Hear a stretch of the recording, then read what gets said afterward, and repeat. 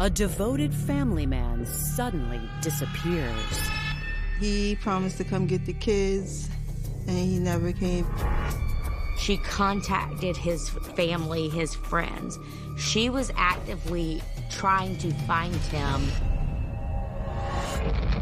A search reveals evidence of a violent crime scene. There was blood on the floor, blood on the walls. The amount of blood that we found in that room, I don't know how anybody could have walked out of there like that. At this point, it went from a missing person to, okay, we need to find his body. Detectives question both his wife and his girlfriend. They do not like each other. They have clashed in the past. You really thought he was on top of the world, right? Dumbass bitch. If she couldn't handle, nobody could. But the investigation reveals a more tangled web of lies and a family who do anything for each other. His sister knew, his father knew, they knew. Blood is thicker than water. If they were going down, they were going down together.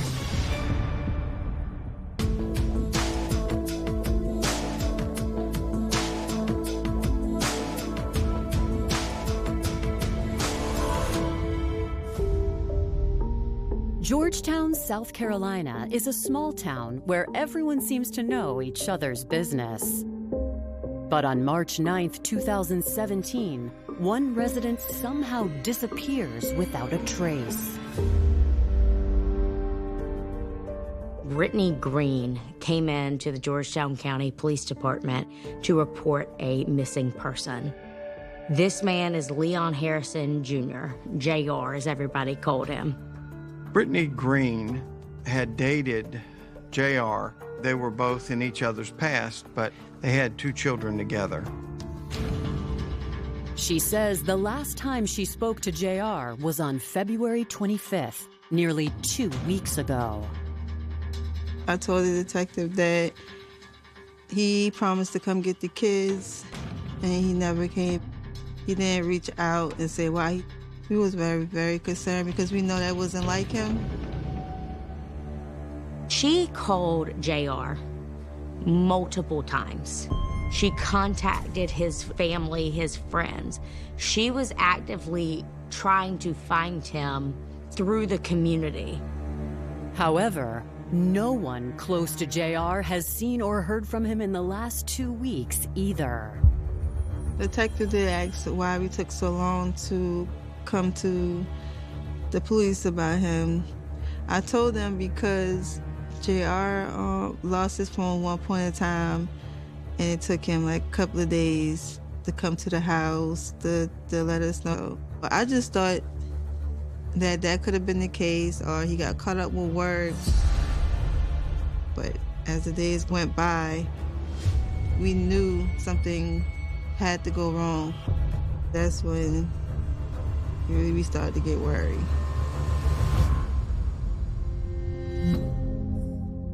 Leon J.R. Harrison was born and raised in Georgetown, South Carolina. His early life was shaped by tragedy. JR lost his mom at an early age, and he lived with his father. He has like 3 brothers and a sister, and JR was close to all of his siblings. Most people would describe JR as jokey. He got a funny, big personality. After high school, JR enlisted in the military. He did about 3 years in Korea, and then he did a year in Iraq. Between deployments, JR spent time with his family in Georgetown. On one of those visits, he met a young woman named Brittany Green. JR and I met through his cousin. His cousin told me that JR had a crush on me and told JR that I had a crush on him. What attracted me to JR is his smile, his personality, the way that he loved on his loved ones. The Army sent JR back to Korea, but his heart stayed in South Carolina. When his 4 years of service were complete, he and Brittany picked up right where they left off. When he came home, that's when we got serious.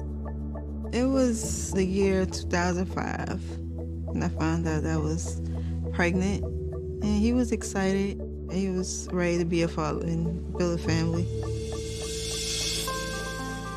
After the birth of their son, they moved in together. Within the year, Brittany was pregnant with their second child. He always said he wanted a boy first and then his girl, and that's what we got, so he was happy about that. In 2012, after 11 years together, JR decided to propose. But he didn't get the answer he was hoping for. I still felt like I was too young to be married. So he said okay. And gave me enough time, but we separated because I stepped out on him. And then he found out. I knew he was heartbroken, but he just said that we just had to go our separate ways and that he'd still be there for me and the kids.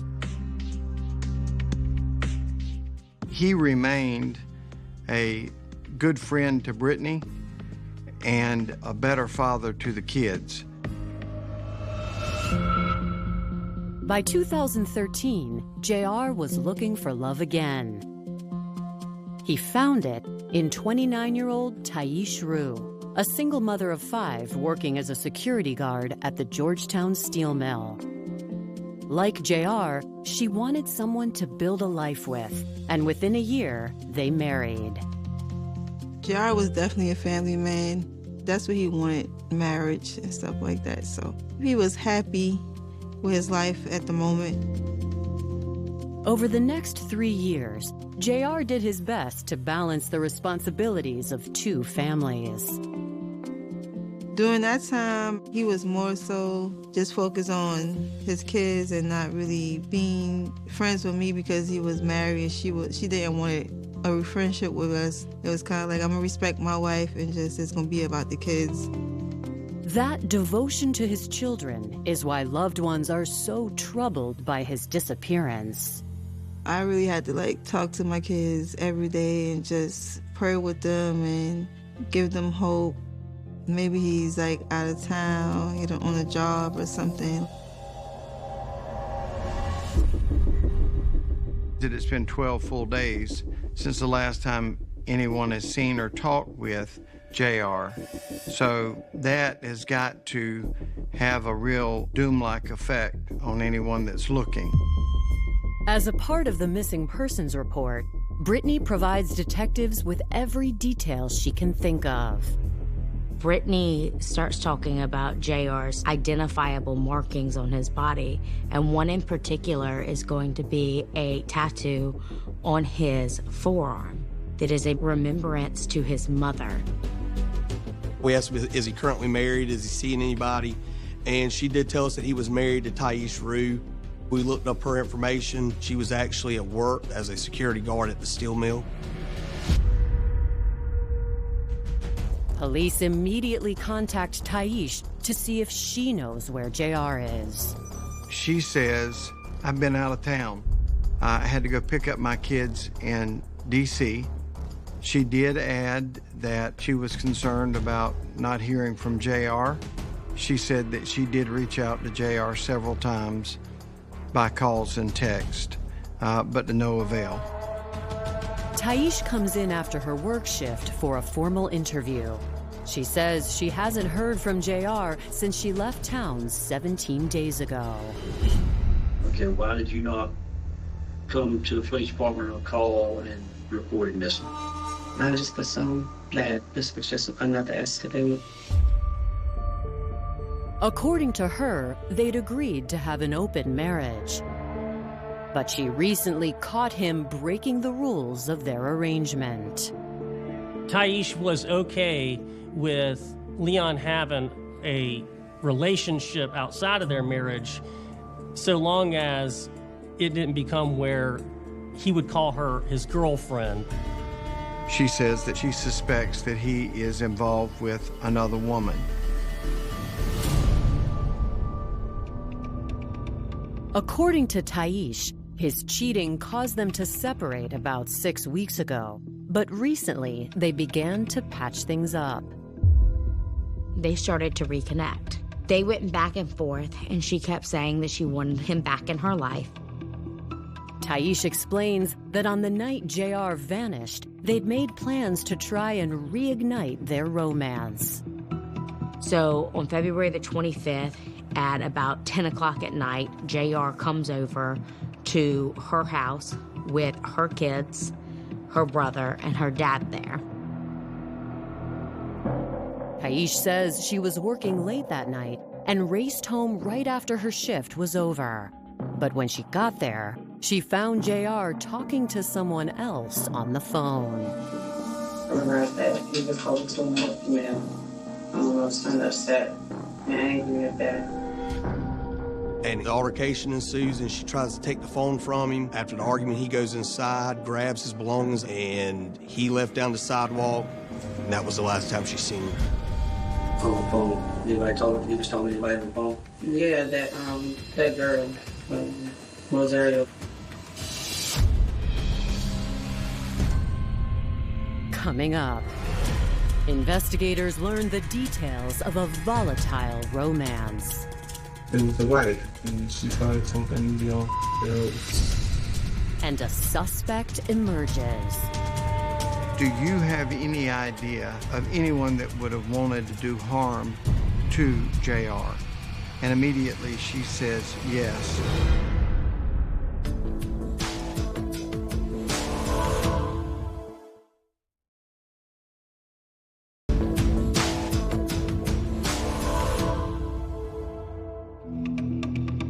"12 days after J.R. Harrison went missing, his wife, Taish Rue, explains to detectives that the last time she saw him, they'd argued about the terms of their open marriage, and he stormed off into the night.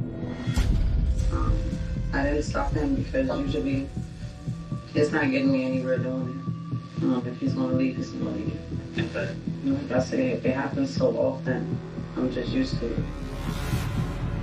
How about your brother or your dad? Did they hang out that night? Did they leave? Not that I know of. When this situation happened, both of them did come in and ask me if I was okay.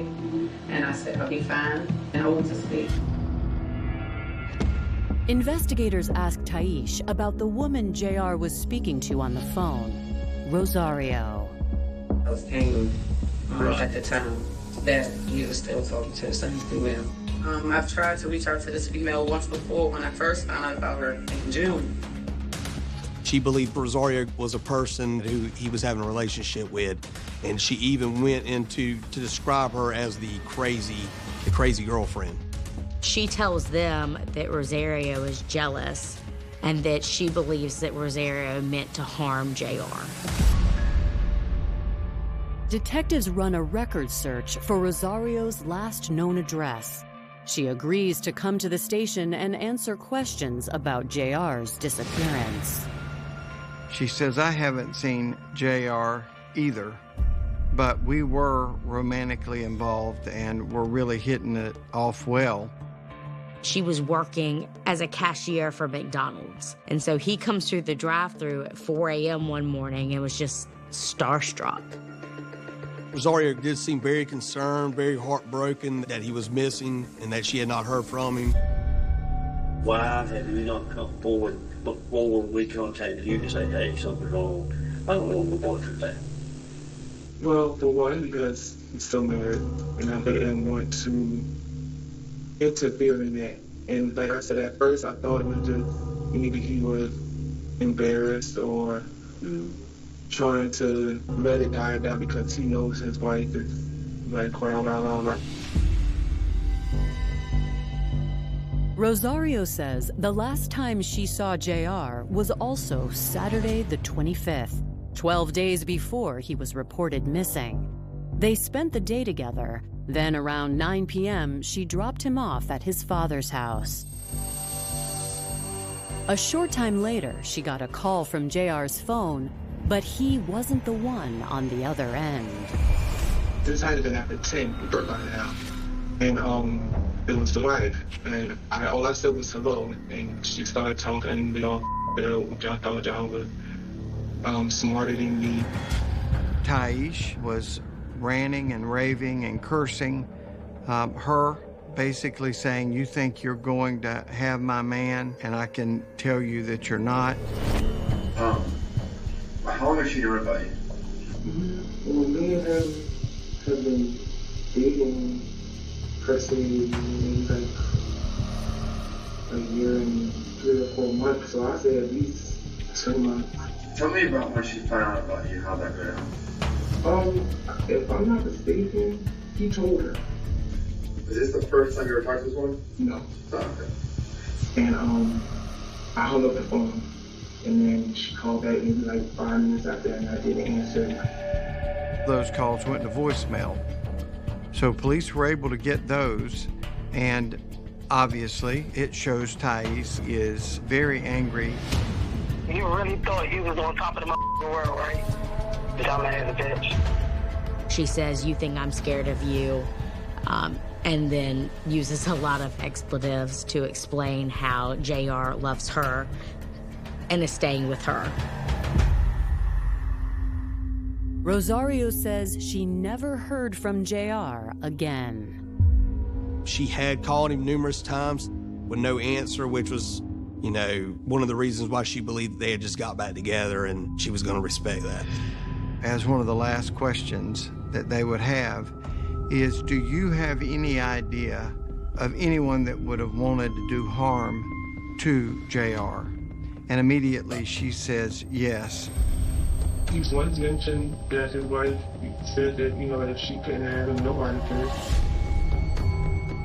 According to Rosario, if Taish wanted to get rid of JR, there's one person who would happily do it for her. The wife's father, Alex, they don't get along because he's always like putting them mix up their issues in their marriage.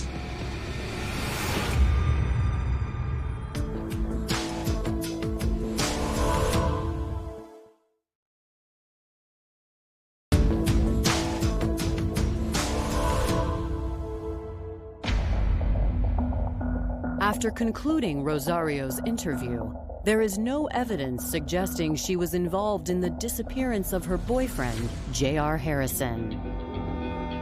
Rosario is saying, no, I'm not the violent person that Taish makes me out to be. That's not me.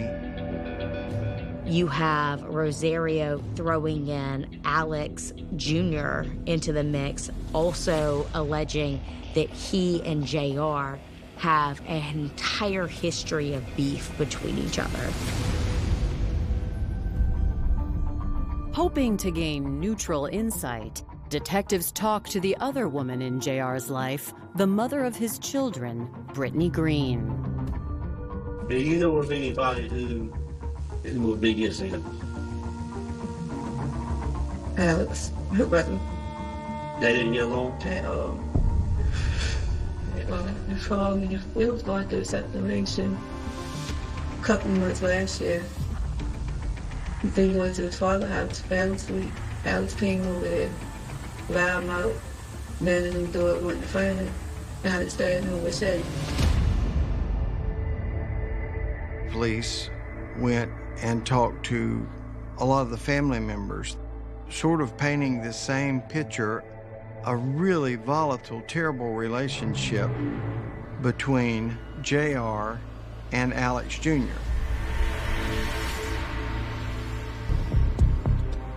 Investigators run a background check on Alex Jr. He's got a conspiracy charge, an armed robbery charge. So he does have violent tendencies in his past that really made the police want to talk to him. They also need to get a look inside the Roof family's home.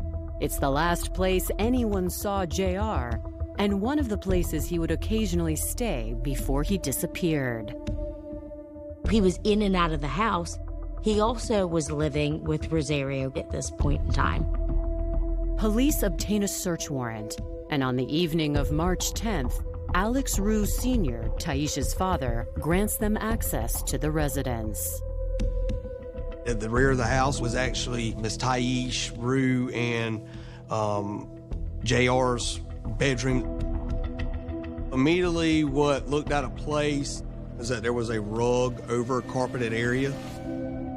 They pulled up the rug, and what the rug was covering was a space of carpet that had been cut out. On the carpet padding are these brownish reddish stains, which is consistent with dried blood.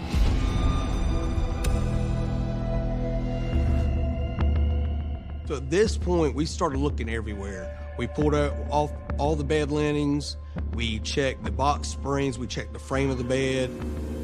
On the mattress, there's a ginormous pool of blood that barely even looks like it's cleaned up. There's something called luminol that reacts to blood, and it'll turn a different color if it's got the proteins of the blood in it. You start spraying around and you get the room lighting up like Christmas.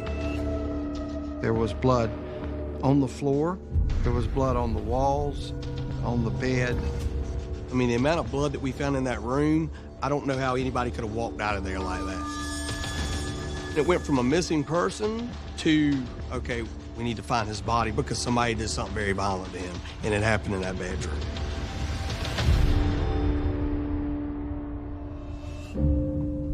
The following day, March 11th, investigators re-interview Taisha. Okay. And we found some stuff in the house that's very alarming, okay? In the room, we found 2 pieces of missing carpet. Yeah. They had spots on them, and we tested spots, and they tested positive for blood. Do you have any reason why? Those pieces of carpet was missing before me and my husband even separated. He cut it out. He said he was going to replace the carpet completely. Okay. But there was blood on the mattress, too. That's soaked all the way through. Yeah, from me being on hurt. It's my blood. But we're going to test it. We're testing it off the test. Absolutely fine with me. Taisha's statement doesn't explain the placement or amount of blood investigators found, but they decide not to confront her with that just yet. They go back to her brother, Alex Jr. Well, we've been told that they hated each other. They absolutely hated one another. They hated each other's guts. I don't believe that. They said, well, where is your brother at? And she says, I haven't seen my brother since March 8th. March 8th was 3 days ago and 1 day before JR was reported missing. Investigators suspect Taisha might be covering for Alex Jr., so they return to the Rue home to talk with their father and see if he'll tell a different story. We know that Leon was there at the house around 10 o'clock. Did you see him on that night? No, sir. Okay. Was your son Alex there too? Yeah, because he was getting ready to go out. Okay, he was getting ready to go out. Did he say anything about seeing him? Not to me, he did. Okay. Does your son Alex and Leon get along? It seemed like they got along real well. Just like Taisha, he tells police he hasn't seen Alex Jr. in days. But detectives aren't buying his story. We didn't really know if he was telling us the truth. That he was possibly covering up for his children or giving a false alibi was definitely an idea. Coming up, the discovery of a body confirms detectives' worst fears. Somebody just doesn't tie themselves up and throw themselves in the river. And a witness comes forward. He started talking. He's like, yeah, because I'm laying over. Get all everybody. Look like a rap.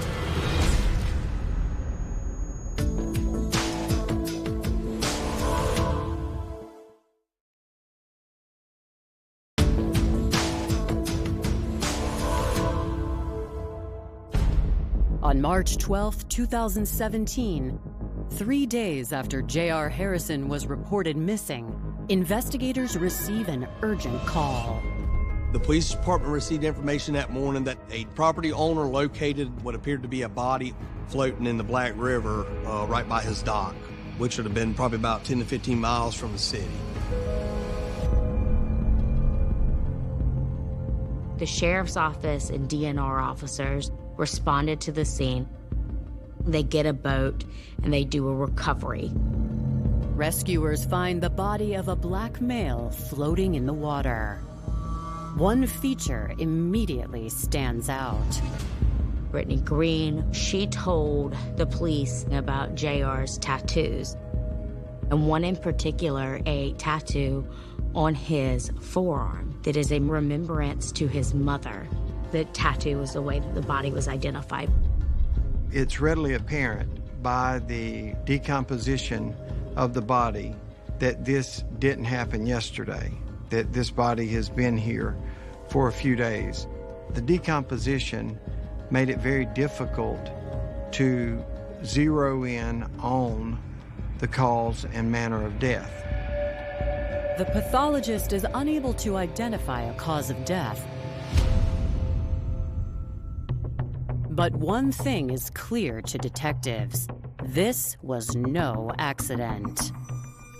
His arms and his legs were both bound with speaker wire. Somebody just doesn't tie themselves up and throw themselves in the river. There's no reason to tie up a person that's already dead. It was our theory that he was still alive when he was tied up, and they grabbed the knots to actually drag him and throw him over the highway into the river. To be bound up, thrown in the water. He was completely defenseless because he couldn't move his arms or his legs. I have never seen nothing as inhumane as this, but I hope I never see that ever again.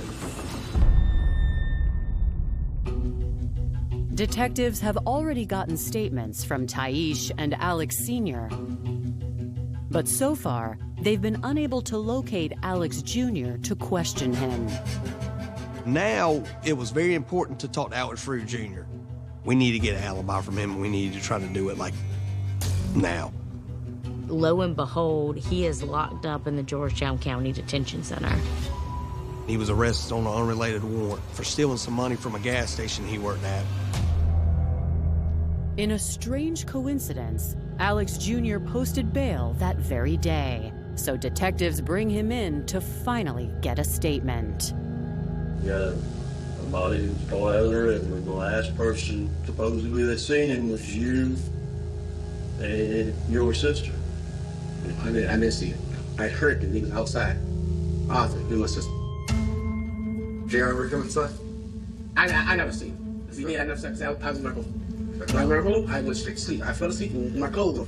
Did you ever go outside and make sure everything was okay? No. Obviously, this group has gotten their story together. His timeline, his dad's timeline, and Taish's timeline are consistent, but there's small holes in it.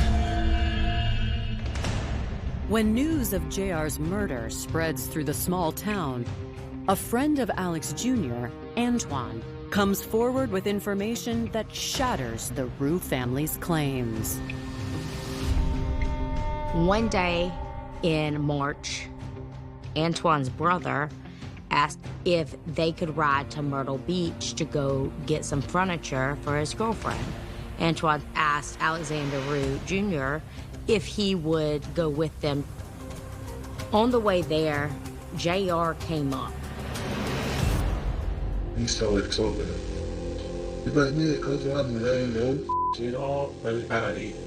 Put that right. Antoine was absolutely dead set that that meant that Alexander Jr. had killed JR. He told me that his sister knew, his father knew, and they knew. She called him and he took him for a ride. Antoine's statement gives investigators the probable cause they need to subpoena the Rue family's phone records. We started out with the victim's cell phone and mapped out what they suspected was the day of the crime. JR's GPS data shows him arriving at Taisha's house around 10 p.m. At 10:55, he sends a final message. The last text message that is sent from JR's phone is actually to Rosario. And what that text message says is, "I don't love you. I can't be with you anymore." We had an expert come in and distinguish the texting patterns of JR and the actual punctuation and show that it's not typically the way that he texts. Despite what Taish told police, JR's phone never leaves the house. But around 1 a.m., others do. We have pings from Alex Sr. and Alex Jr. heading north on 701. After that one ping, we have a terminating event on almost all cell phones, leading us to believe that these phones are manually turned off at 2 a.m. There's a dead period that we are unable to see anything that's going on. A deactivation of all three phones at the exact same time can only mean one thing. They acted together and conspired to turn off their cell phones all at the same time so that their location could not be tracked. That tells us at that point that they're up to no good, that they have something to hide.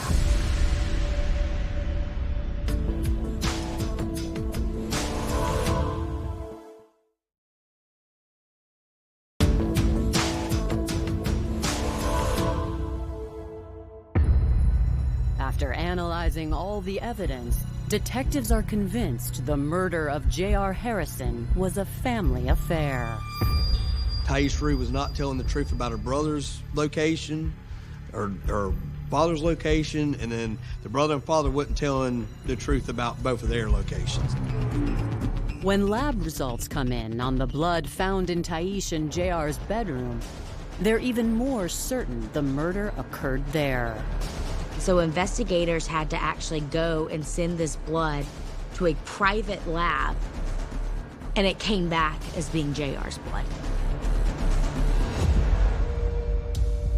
On March 22, 2017, 25 days after JR's disappearance, authorities confront Taish with their discoveries. They are trying to get her to go ahead and come clean. We looked through messages and we see a message that would have come over, "I want you with me," with the candles and all that stuff. And we're just curious if that was a lure to get him over there. It's my cousin. I know, but Nancy's been there for a while. So all of a sudden that day would we get together and get back together, you know what I'm saying? Okay, first of all, that's absolutely incorrect. As far as luring somebody, I would never lure him to anything. I took care of him. She is absolutely livid that that was not her intent at all, that that's not what she did. And so she really doesn't give a straight answer. During the interrogation, Taish is given multiple opportunities to change her story. Your brother and your father's phone was on the move at 2 a.m. Moving away down in the road. Also, can show where your husband's phone, you say he left, but his phone never leaves your house. That directly contradicts everything that she's saying. And when confronted with that evidence, she says it must be wrong. Also, and we talked to you about this before, if the husband disease asked you to fly on the car, according to the forensics laboratory, that bullet comes back to your husband. Well, you know, anytime he bled that much, that For a is... nosebleed, yeah. No, that ain't no nosebleed. He might have been one at night, but it wouldn't last, okay? And I can tell by the expression on your face that you know something happened in your bedroom. And I think at that point, she started getting very worried. The net is tightening, and she sees that happening. So she says, I'm not going to give any other statements. I want a lawyer. Without a confession, detectives fear there won't be enough evidence to ensure a conviction. So they review the cell phone data again. JR's phone never left the tower that is closest to Taisha's house. Taish never left the house. Yet we have pings from Alex Sr. and Alex Jr. heading north on 701. And in that direction, we have a Walmart. Police intuition was, let's go see if they stopped at Walmart. You can say a lot of things about them, but they've got good camera systems. At 1:06 a.m. on February the 26th of 2017, we see Alex Sr. walk into Walmart.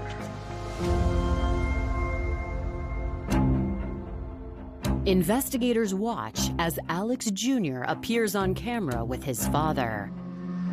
He is then seen buying a peculiar item. This midnight run to Walmart was not groceries or milk or even beer. It was for hydrogen peroxide. There's nothing that gets blood out of carpet, out of clothes, out of the back of a car better than peroxide. And there's certainly at this point enough for a magistrate to sign arrest warrants on all 3 co-defendants. After a 3-week investigation, South Carolina police arrest the Rue family and charge them with the murder of J.R. Harrison.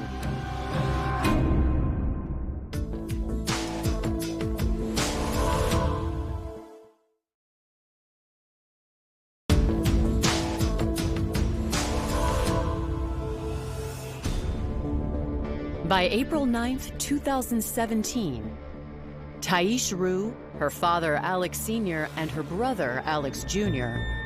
have all been placed under arrest for the murder of Taisha's husband, J.R. Harrison. And I learned that all 3 of them was arrested for the murder. I was angry. I was mad at the fact that they took my kid's father from them.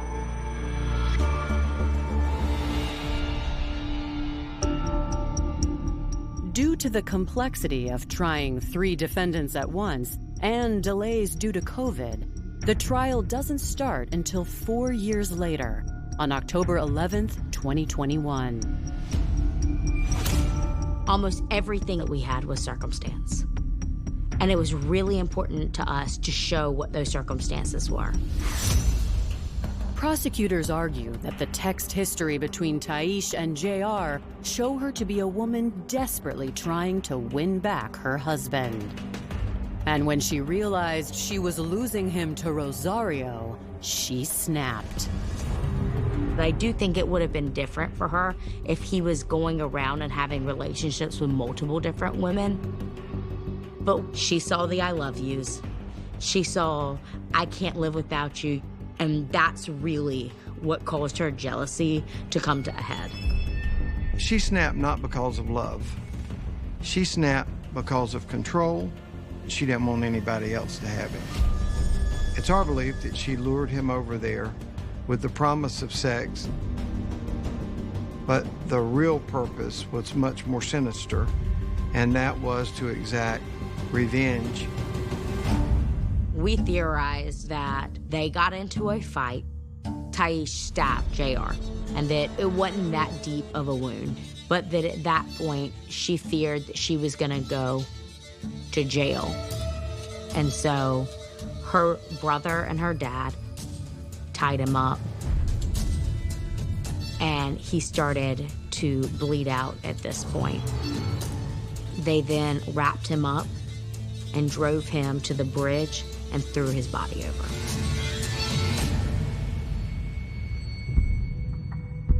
There's no doubt that Mr. Harrison was definitely killed in the most inhumane way possible. Taish put this in motion, and then her family really stepped up to help her. And our theme in the entire case is blood is thicker than water. If they were going down, they were going down together. The defense argues that prosecutors have nothing more than speculation. The primary focus in the case in general was the lack of evidence. They couldn't even determine the cause of death.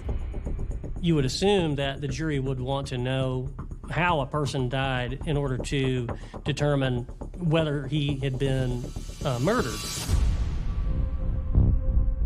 After nearly 10 days, the case is handed to the jury to decide. The jury stayed out for such a long time. It was the longest that I've ever had to wait for a jury to come back. The first verdict that they read out was Alex Sr.'s verdict. On the charge of murder, not guilty. And my heart absolutely dropped. Alex Sr. was found guilty of obstruction of justice and got probation for his part in this ordeal. There's no way to explain the way a jury's thinking, but I don't know, maybe it had to do with his age. It was shocking to us, but we were still waiting on the other two verdicts to be read. Alex is next, and on Alex, they find him guilty of murder and obstruction of justice. Taish, they find her guilty of murder and obstruction of justice. Taish Rue is sentenced to 45 years in prison. Alex Rue Jr. receives the same 45-year sentence. They lost a son, an uncle, a father, a brother, a friend. You got a child out there that's now gonna have to go through her life without a father. And that ain't a whole they ever feels. We celebrate his birthday, we celebrate Father's Day. We got pictures of him around the house, pictures in their bedrooms, memories. We just pray through it, talk through it, and remember the good times and still celebrate him as if he was still here.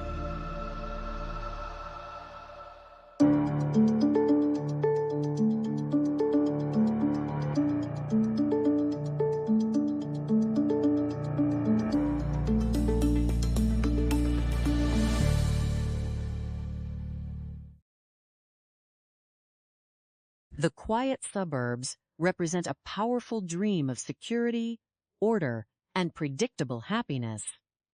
In the late 70s and early 80s, many families sought refuge in these manicured communities, away from the complex pressures of major urban centers. One such place was the small, charming town of Wylie, Texas. It was a close-knit community where everyone knew their neighbors, and front doors were often left unlocked. It was self-consciously quaint, featuring historic structures, a slow pace of life, and a strong reliance on community centers like local churches. Yet, beneath this tranquil surface, human psychology remains as complex and volatile as ever. The pressure to maintain a perfect image can sometimes mask a profound internal struggle. And the quietest streets can sometimes host the most unexpected tragedies. On the night of June 13th in the year 1980, this peaceful illusion was shattered. Around 11 o'clock in the evening, a resident named Richard Parker received a panicked telephone call from his neighbor, Alan Gore, who was traveling in another state on a business trip. Alan expressed deep concern because he had been unable to reach his wife, Betty Gore, for several hours. This was entirely contrary to their usual pattern of communication. Richard agreed to check on the home and enlisted the help of other nearby neighbors to accompany him. Expecting a simple misunderstanding, they approached the house. Finding the front door unlocked, they entered the quiet residence, calling out for Betty. The only immediate response was the distressed crying of a baby. They quickly discovered the couple's baby girl, approximately 1 year old, crying in her crib, where she had evidently been left unattended for the entire day. The neighbors immediately rescued the infant and began a cautious search of the house. As they navigated the home, they noticed a faint trail of blood on a doorknob and directed their attention toward the utility room, where a light shone from beneath the door. Upon opening the door, they were confronted with a tragic and shocking scene. Betty Gore lay on the floor, having suffered catastrophic injuries. The initial instinct of the neighbors was that she had taken her own life, given the sheer volume of blood present. However, the arriving investigators from the Collin County Sheriff's Office quickly determined that this was not a self-inflicted tragedy. A heavy tool, specifically an axe, was found in the room, and it became clear that Betty had been the victim of an incredibly violent physical struggle. The sheer number of impacts, totaling 41, indicated a level of emotional intensity and overkill that went far beyond a simple crime of opportunity. Betty Pomeroy Gore had grown up in a small town in Kansas, where she was known as an active, popular, and ambitious young woman who dreamed of becoming an elementary school teacher. She met Alan Gore, an intelligent and promising graduate teaching assistant, during her college years. The two fell in love and married in January of the year 1970. After Alan secured a position at a prominent electronics and computer corporation, they eventually relocated to the Dallas area, settling in Wiley to raise their young family. Despite their outward success, Betty struggled with deep emotional challenges, including postpartum depression, following the birth of their second child. To strengthen their bond, the couple participated in a church-sponsored program called Marriage Encounter, which temporarily brought them closer together and renewed their commitment to one another. Among their closest social circle was another prominent member of the local Methodist Church, Candace Montgomery, known to everyone as Candy. Candy was an outgoing, highly social mother of two who had spent her childhood moving frequently as part of a military family. She was deeply integrated into the church community, teaching Sunday school and participating in various committees. Outwardly, Candy appeared to have achieved the quintessential suburban dream alongside her husband, Pat Montgomery. The Gores and the Montgomerys became close friends, and their children frequently socialized and spent the night at each other's homes. However, behind this cooperative and pleasant facade lay a hidden entanglement. About a year and a half before the tragedy, Candy and Alan had entered into a covert relationship. This liaison was initiated with a highly pragmatic and structured approach. As both parties agreed that they would satisfy their physical desires without becoming emotionally involved or disrupting their respective families. They even established rules and selected specific locations, meeting at a budget motel. However, as Alan and Betty sought to rebuild their marriage through the church program, Alan decided to end the relationship with Candy. The affair was mutually concluded approximately 6 or 7 months prior to the events of June 13th. Initially, investigators focused heavily on Alan Gore as a primary suspect. It is a common pattern in forensic science that individuals close to a victim are examined first, particularly when the nature of the crime suggests a highly personal confrontation. Alan's calm and composed demeanor during his initial interactions with the police raised questions, though investigators recognized that individuals process trauma in vastly different ways. Alan was able to provide a clear and verified alibi, having traveled to Minnesota on the day of the tragedy. However, a major breakthrough occurred when Alan, experiencing a crisis of conscience, voluntarily contacted the police chief to confess his past relationship with Candy Montgomery. This revelation shifted the focus of the investigation toward Candy. Several key physical clues at the scene began to form a cohesive picture. Investigators had discovered a bloody thumbprint on the freezer door in the utility room. Although the surface made it difficult to lift a physical print directly, forensic specialists successfully captured a high-quality photograph of the mark. Additionally, a bloody footprint on the floor displayed distinct circular indentations, characteristic of a small plastic sandal or flip-flop.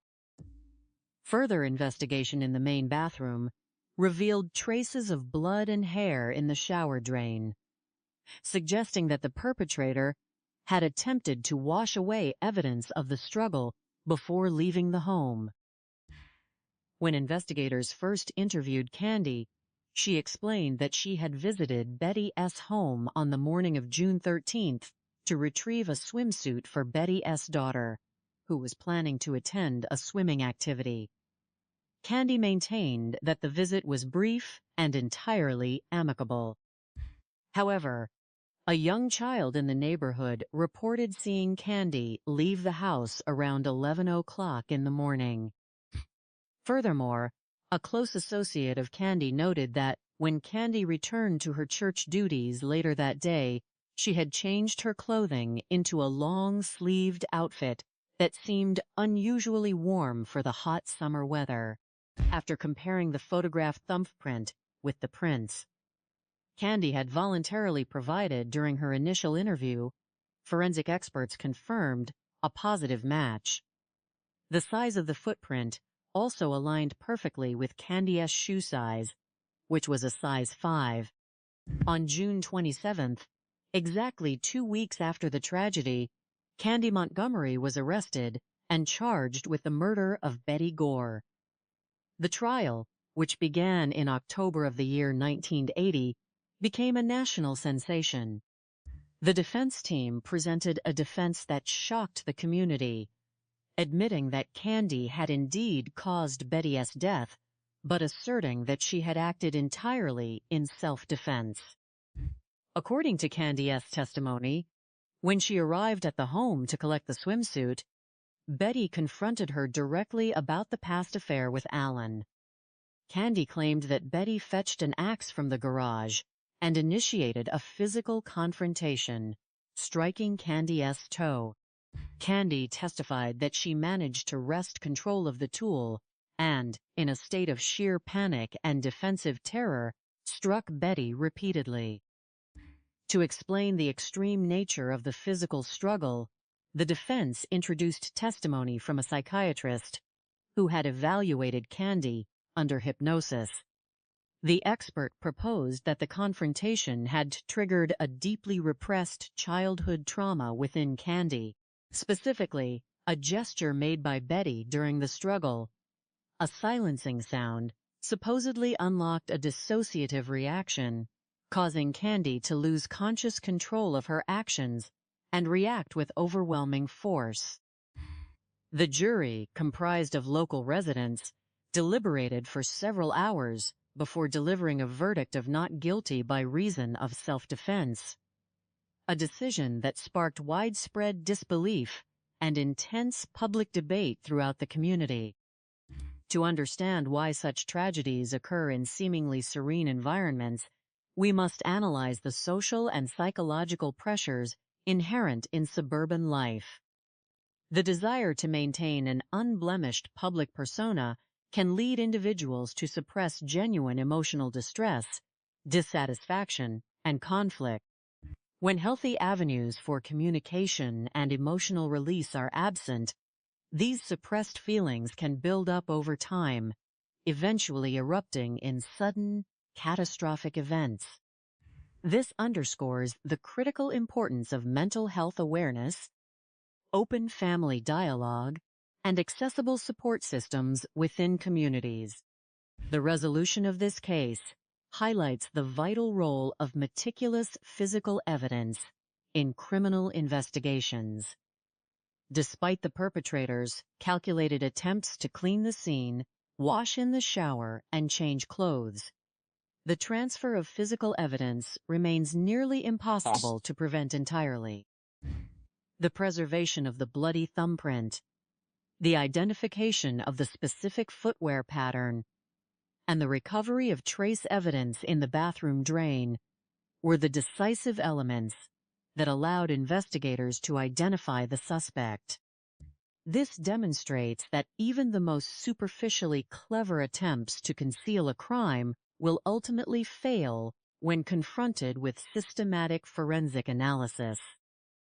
Communities can draw profound lessons from this tragedy, promoting empathy, providing robust support for individuals experiencing postpartum depression or emotional distress, and encouraging nonviolent conflict resolution are essential steps in preventing personal disputes from escalating.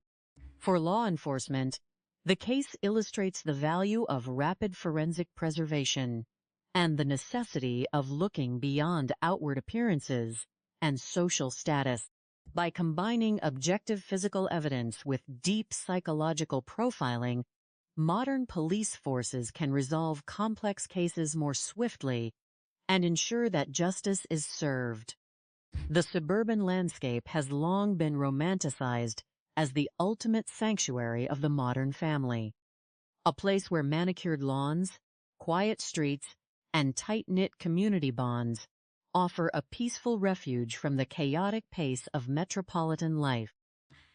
In the late 1970s and early 1980s, small towns across the United States experienced a significant influx of families seeking this idyllic lifestyle, looking to build homes in environments where neighbors knew one another by name, and children could play safely outdoors until dusk. One such place was the quaint town of Wylie, Texas, located just outside the bustling city of Dallas. Wylie took immense pride in its slow-paced, self-consciously traditional atmosphere, complete with historic buildings, local churches, and a collective sense of security that made the very idea of severe crime seem entirely foreign to its residents. Yet, beneath this carefully constructed veneer of suburban perfection, the complex realities of human psychology, domestic isolation, and repressed emotions continued to exist, proving that no environment is entirely immune to the vulnerabilities of the human condition. The events that unfolded in this quiet community on the 13th of June, 1980, would forever challenge the local perception of safety and expose what many have since described as the hidden quiet anxieties of suburban existence. The tragedy involving Betty Gore, a dedicated 30-year-old schoolteacher and mother, and her acquaintance, Candy Montgomery, a popular and socially active local housewife, became the subject of intense national attention and exhaustive legal analysis. To understand how such a devastating situation could occur in an environment so defined by peace and neighborly support, it is necessary to examine the deep psychological motives of those involved, the sociological pressures of the era, the meticulous forensic techniques employed by law enforcement, and the vital community lessons that can be drawn from the resolution of this tragic case. To analyze the motives behind this tragic event, one must first look at the social and psychological pressures that characterized suburban life during this period. In many suburban developments of the era, there was an intense, often unspoken expectation for individuals, particularly women, to conform to rigid roles of domestic perfection. Success was frequently measured by outward indicators, such as a well-maintained home, participation in church committees, a stable marriage, and well-behaved children. This pressure to maintain a flawless public persona could create a profound sense of isolation, especially for those experiencing personal difficulties, mental health struggles, or marital dissatisfaction.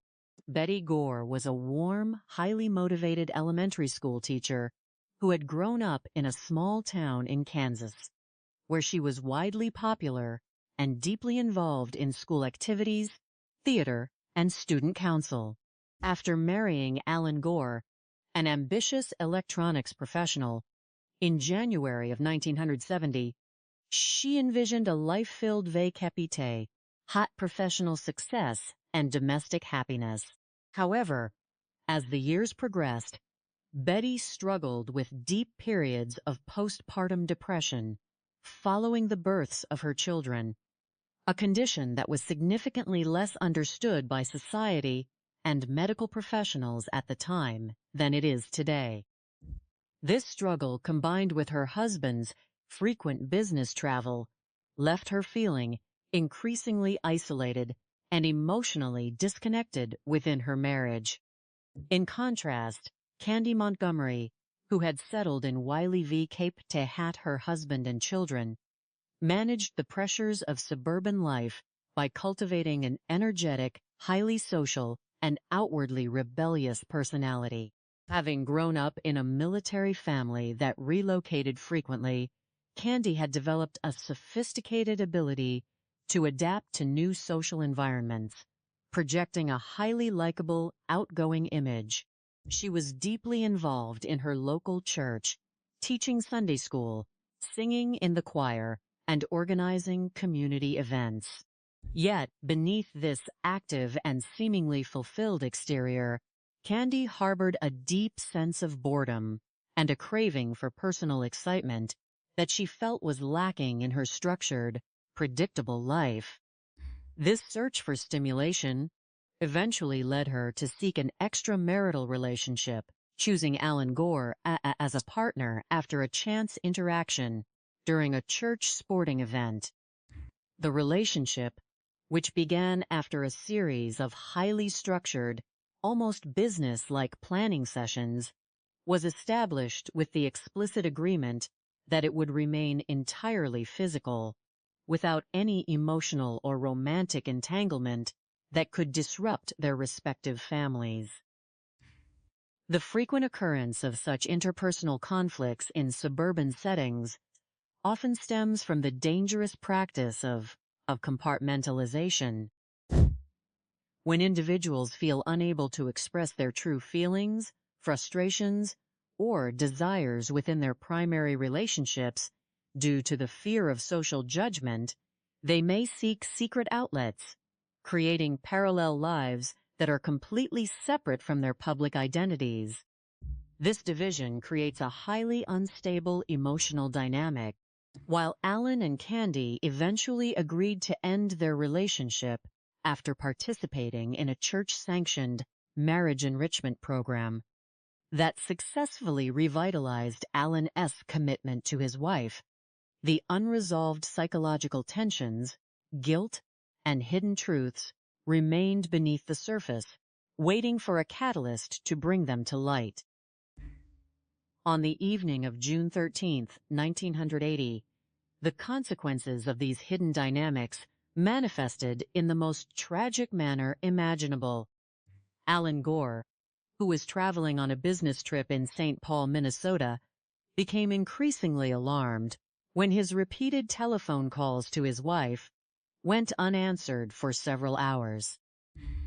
This lack of communication was entirely contrary to their established routine of staying in close contact while he was away. Growing increasingly anxious, Alan contacted his neighbor, Richard Parker, around 11 in the evening, requesting that someone physically check on Betty. Richard, recruiting 2 other local men to accompany him, approached the Gore residence on Dogwood Drive. Finding the front door unlocked, the men entered the quiet home, only to be met by the distressed cries of the Gore's infant daughter, who had been left unattended in her crib for nearly the entire day. As the neighbors searched the remainder of the house, they noticed blood on the doorknobs leading to the utility room. Opening the door, they discovered a scene of immense physical devastation, with Betty Gore lying on the floor, surrounded by a significant amount of blood. The initial instinct of the neighbors, who were entirely unaccustomed to violence in their peaceful community, was to assume that Betty had suffered a sudden, self-inflicted medical crisis or a tragic accident. However, when the Collin County Sheriff's Office arrived and began their systematic processing of the scene, they quickly recognized that this was a case of severe, externally inflicted physical trauma. They kept ite, had an implement from the household utility room having been used during a prolonged confrontation. In tracking down the perpetrator of this crime, the investigative forces relied on a series of highly specific physical clues and meticulous forensic details, highlighting the fundamental truth that even when a perpetrator attempts to clean a scene, the physical reality of their presence cannot be entirely erased. The first major clue discovered by the investigators was a faint, bloody footprint on the linoleum floor of the utility room. Upon close examination, the impression revealed distinct markings characteristic of a small sandal or flip-flop, notably showcasing 3 small indentations where the strap met the sole. This detail was of immense significance, as it indicated that the individual present at the scene was of relatively small stature, suggesting a child or a woman rather than a large adult male. The second, and perhaps most decisive physical clue, was a bloody thumbprint located on the freezer door in the utility room. Although lifting fingerprints from textured household appliances is notoriously difficult, the forensic specialists successfully captured a high-quality photograph of the print, preserving it as an invaluable piece of objective physical evidence. The third major clue was discovered down the hallway in the bathroom, where investigators found traces of blood and hair near the drain of the shower wall, suggesting that the perpetrator had taken a shower to wash away the physical evidence before departing the home. Finally, the investigators noted a local newspaper left open in the living room to the entertainment section, which featured a prominent advertisement for a contemporary suspense film involving a physical conflict with a small droplet of blood deposited on the page, suggesting a chilling connection to the timing of the event.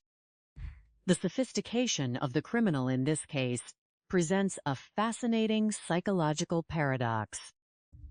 On one hand, the perpetrator demonstrated a highly calculated attempt to maintain an appearance of perfect normalcy immediately following the incident, returning to church activities, teaching vacation Bible school, and interacting warmly with friends and family members, even bringing food to the grieving Gore household in the days after the tragedy. This level of emotional control and social performance suggests a highly sophisticated ability to compartmentalize trauma and Project Innocence. On the other hand, the physical cleanup of the crime scene was remarkably clumsy and incomplete. The attempt to wash the utility room floor was abandoned. Midway, the physical evidence in the shower was left behind, and the highly distinct bloody thumbprint on the freezer was completely overlooked. This contrast highlights a common vulnerability in the criminal mind. While a perpetrator may be highly skilled at managing their verbal alibi and social interactions, the intense panic and cognitive overload experienced during a physical confrontation often result in critical, elementary mistakes at the scene itself, leaving behind an indelible trail for forensic investigators. The process of solving the case required the police to navigate a series of complex timelines, emotional reactions, and false leads. Initially, investigators focused heavily on Alan Gore, as statistical reality often dictates that those closest to a victim are the most logical suspect. Alan's calm, somewhat detached emotional demeanor during his initial phone calls and interviews, initially raised suspicions among the local officers, who expected a more overt display of grief. However, law enforcement professionals must remain objective, recognizing that individuals process profound shock and tragedy in vastly different ways, and that a reserved outward appearance does not necessarily equate to guilt. Alan's alibi was quickly and systematically verified through flight records and professional documentation, confirming his presence in Minnesota at the time of the incident. The investigation experienced a major breakthrough when Alan, driven by a profound sense of conscience, contacted the police to reveal his past relationship with Candy Montgomery. This confession immediately shifted the focus of the inquiry. When investigators interviewed Candy, they noted her highly cooperative and friendly demeanor. She readily explained that she had visited the Gore home on the morning of June 13th to retrieve a swimsuit for Betty S.'s daughter, who was scheduled to attend a swimming lesson with Candy S. children. She even preemptively pointed out areas in the home where her fingerprints might naturally be found, such as the utility room and the bathroom, showing a sophisticated attempt to explain away any future forensic discoveries. However, the systematic comparison of the physical evidence dismantled this carefully prepared defense. The photographed thumbprint from the freezer was compared directly with the fingerprints taken from Candy during her initial interview, resulting in an undeniable, positive match. Furthermore, investigators confirmed that Candy wore a size 5 shoe, which perfectly matched the dimensions of the bloody sandal footprint left on the linoleum floor. Armed with this objective scientific proof, the police obtained an arrest warrant on June 27, 1980, exactly 14 days after the crime occurred. The subsequent trial, held in October of 1980, shocked the community when Candy S.'s defense team acknowledged that she had indeed caused Betty's death, but argued that her actions were committed entirely in self-defense. The defense presented a narrative wherein Betty, having discovered the past relationship, confronted Candy with an implement from the utility area, initiating a physical struggle. The defense team introduced psychiatric testimony based on clinical hypnosis, suggesting that Candy had entered a dissociative mental state during the confrontation, triggered by a childhood trauma associated with a demand for silence. This complex psychological defense argued that the extreme nature of the physical response was an involuntary reaction rather than a premeditated act. To the profound disbelief and outrage of many in the courtroom and the broader public, the jury ultimately delivered a verdict of not guilty, a decision that continues to spark intense debate regarding the limitations of legal arguments and the nature of justice in cases of extreme domestic violence. Profound life lessons can be drawn from this tragedy to prevent such devastating occurrences in the future.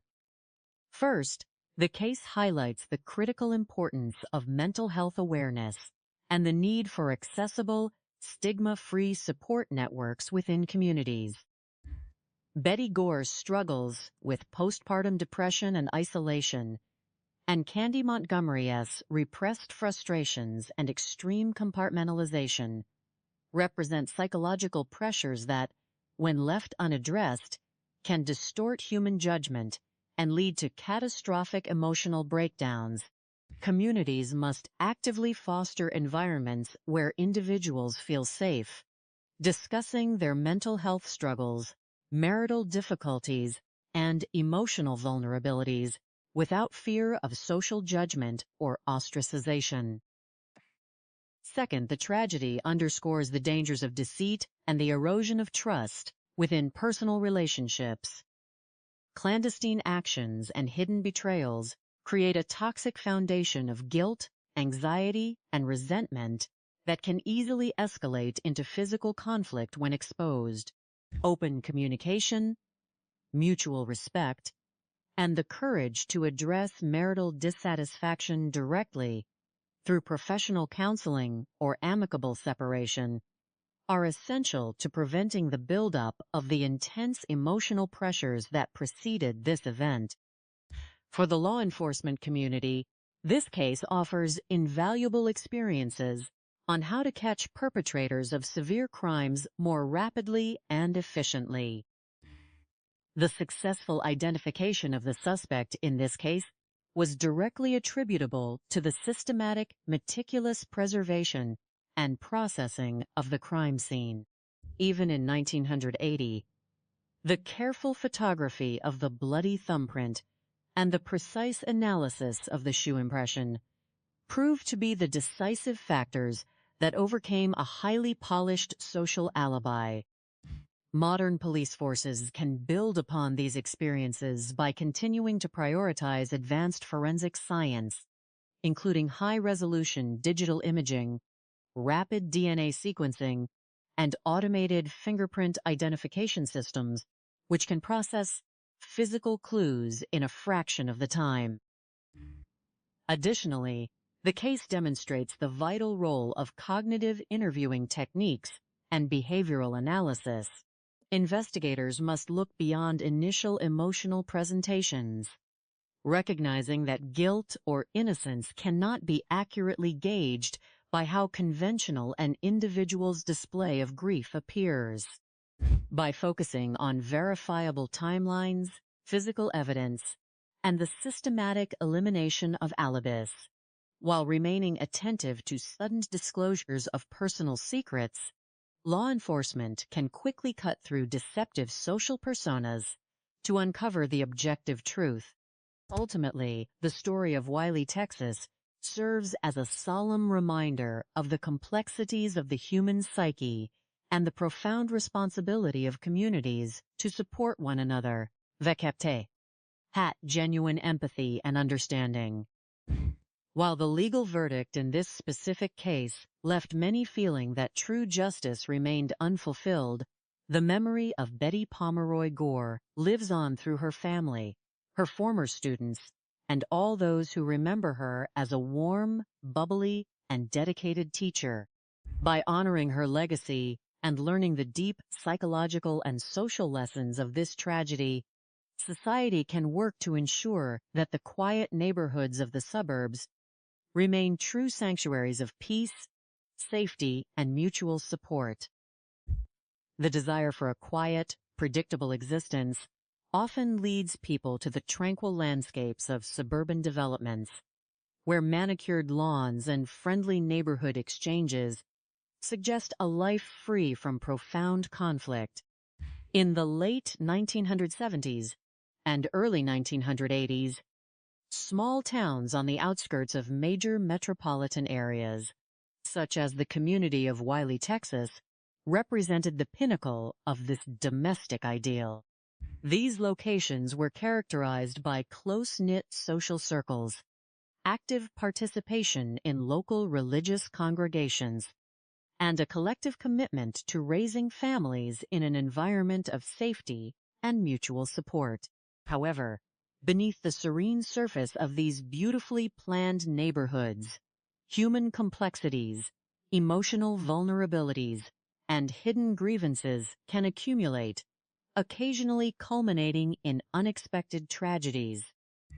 The tragic loss of Betty Pomeroy Gore in the year 1980 serves as a profound subject for analysis, offering critical insights into interpersonal dynamics, the psychological pressures of suburban life, the meticulous nature of forensic investigations, and the ultimate pursuit of justice. To understand why such dramatic departures from peace occur in otherwise quiet communities, one must examine the psychological motives and the societal structures that govern these environments.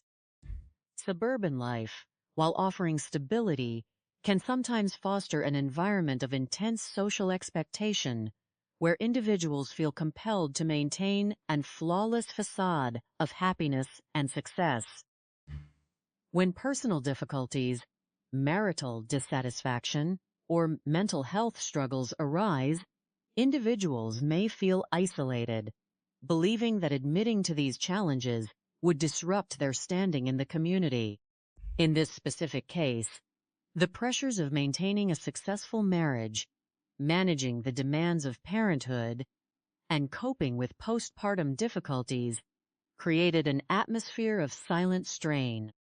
When individuals lack constructive outlets for their frustrations, they may seek alternative, often destructive, ways to find excitement or validation. The choice to enter into an extramarital relationship, for instance, is frequently a symptom of deeper emotional disconnection, rather than a simple desire for transgression. Such relationships introduce a volatile element of secrecy and betrayal into a tightly knit social fabric, creating a delicate equilibrium that is highly susceptible to sudden and intense disruption if the truth is revealed. When secret lives intersect with the realities of daily domesticity, the potential for a severe confrontation escalates dramatically. The transition from peaceful neighborly interactions to an intense physical conflict highlights how quickly unresolved emotional tension can transform into a crisis. In many suburban settings, crimes of this nature are not the result of long-term, calculated planning by professional criminals, but are instead spontaneous outbursts of overwhelmed emotion, often referred to as crimes of passion. The lack of criminal sophistication in these instances is typically evident in the chaotic state of the scene and the immediate presence of highly revealing physical evidence. Unlike seasoned criminals who plan entries, exits, and the elimination of traces, an individual acting under the influence of sudden panic or rage often leaves behind a wealth of clues that pointing directly to their identity. The subsequent attempts to clean the scene or fabricate an alibi are frequently inconsistent and easily dismantled by experienced investigators. The investigation into the tragic passing of Betty Gore showcases the critical importance of systematic, detail-oriented police work when responding to a complex scene. When local authorities first arrived at the home in Wiley, Texas, they were faced with a scene of profound disarray that initially led to misinterpretations. In the early stages of an investigation, maintaining an open mind and resisting premature conclusions is paramount. The initial assumption that the tragedy might have been self-inflicted was quickly disproven by a close examination of the physical evidence, which indicated a struggle and the use of excessive force that could not possibly have been self-administered. Investigators must meticulously document the spatial relationships of objects, the distribution of markings on surfaces, and any biological traces left behind. In this case, the presence of a tool from the home, left at the scene, immediately shifted the focus of the inquiry to a homicide investigation, prompting a search for a perpetrator who was likely known to the victim. Among the most vital clues that the police relied upon to solve this case were physical traces that the perpetrator, in their state of distress and haste, failed to completely erase. Chief among these was a distinct impression left on a household appliance in the utility room. Even when a surface is difficult to process using standard dusting techniques, modern photography and forensic enhancement can capture unique patterns that can be compared against known records. This single physical link proved to be a cornerstone of the investigation, as it placed a specific individual at the precise location of the struggle under circumstances that could not be easily explained away. Additionally, The discovery of a partial footprint on the floor provided crucial information regarding the physical stature and footwear of the person involved. The pattern, consistent with a common casual shoe, suggested that the individual was likely of smaller build, which helped investigators redirect their focus away from larger suspects and toward a broader range of possibilities. The thoroughness of the forensic team was further demonstrated by their examination of the home's plumbing fixtures. In the aftermath of a severe physical confrontation, a perpetrator often experiences an urgent need to present a normal appearance before returning to their daily routine. The discovery of trace evidence, including hair and biological matter, in the bathroom drain indicated that someone had attempted to wash away the physical reminders of the conflict before departing. This detail not only helped establish the sequence of events, but also highlighted the calculated attempts made by the individual to compose themselves and cover their tracks. Furthermore, the presence of a newspaper left open to a specific page containing advertisements for popular films of the era provided a subtle, yet telling, indicator of the temporal frame of the incident, allowing detectives to narrow down the window of time during which the tragedy occurred. As investigators worked to reconstruct the events of that fateful Friday, June 13, 1980, they also had to evaluate the behavioral patterns of those closest to the victim. The demeanor of Betty's husband, Alan Gore, during the initial aftermath of the tragedy, drew significant attention. Every individual processes grief and shock in a unique manner, and a subdued or analytical response to a tragic loss does not inherently indicate guilt. However, experienced detectives know that behavioral anomalies must be explored thoroughly. Alan's detailed explanation of his business trip to Minnesota, combined with his frequent attempts to contact his wife from a distance, initially presented a complex puzzle. While some might have viewed his level-headed tone as unusual, it was the systematic verification of his travel documents, flight times, and professional commitments that ultimately allowed authorities to establish his physical absence from the area during the critical hours, thereby shifting the focus of the investigation to other potential associates. The breakthrough in the investigation came not from a sudden confession, but from a combination of forensic matches and an honorable decision by a key individual to reveal hidden truths. When Alan Gore made the difficult choice to contact the police department to disclose his past relationship with Candy Montgomery, he provided the crucial contextual link that the investigation required. This disclosure transformed what had appeared to be a mysterious, motiveless intrusion into a focused inquiry involving close personal acquaintances. It illustrated a fundamental truth of criminal investigation. Physical evidence is most powerful when paired with an understanding of human relationships and motivations. By establishing the existence of this past connection, the police were able to understand the underlying tensions that could lead to a sudden confrontation, transforming a confusing array of clues into a coherent narrative of conflict. Upon identifying Candy Montgomery as a primary person of interest, investigators demonstrated great professionalism in their interactions with her. During her initial interviews, Candy presented a highly cooperative and pleasant demeanor, attributes that had made her a beloved figure in her church and neighborhood. She offered logical explanations for her visit to the Gore residence on the morning of the tragedy, asserting that she had merely stopped by to collect a swimsuit for Betty's daughter, who was scheduled to attend a social gathering. She even preemptively explained why her fingerprints might be found in certain areas of the home, demonstrating a degree of foresight that, while seemingly helpful, also suggested a careful attempt to manage the narrative. However, when forensic experts successfully matched her unique print to the trace left on the household appliance, the discrepancy between her self-assured statements and the physical reality became impossible to ignore.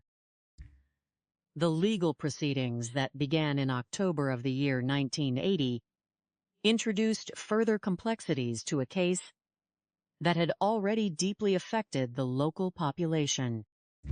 The defense admission that Candy Montgomery was indeed responsible for the loss of Betty Gore's life, but had acted strictly in self-defense, shifted the focus of the trial from a question of identity to a profound debate over psychological state, provocation, and the definition of reasonable force.